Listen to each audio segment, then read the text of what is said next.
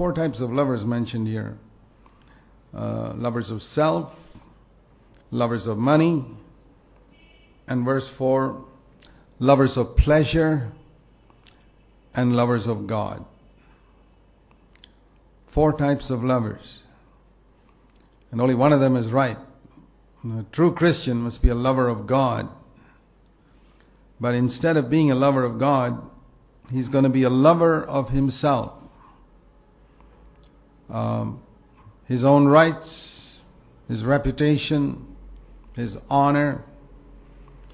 One of the proofs of that is we get so easily offended. Only one who loves himself gets offended. One who doesn't love himself but loves God never gets offended with anything that another person says or doesn't say, with anything that another person does or doesn't do. We get offended because we get hurt. Our self-life gets hurt by the way somebody treated us, by what we heard somebody said about us behind our back. We love ourselves so much. And who are we talking about now? Unbelievers? No. So-called believers who have never understood what it is to take up the cross and put self to death. See, because in the last days there's going to be very little preaching about the cross and death to self-life. It's almost unheard of in most churches today and never heard of in Christian television. And so, when there's no preaching against death to self, self is going to flourish in the lives of many Christians. They won't even know that you cannot follow Jesus if you love yourself.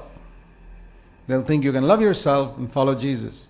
And look at the multitudes of Christians who get offended and hurt and don't even feel that that's a terrible sin.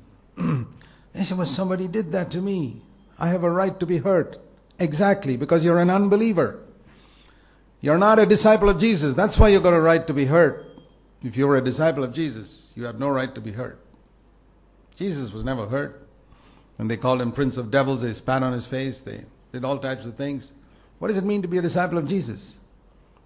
There are very, very few Christians who are going to take up the cross in the last days and follow him.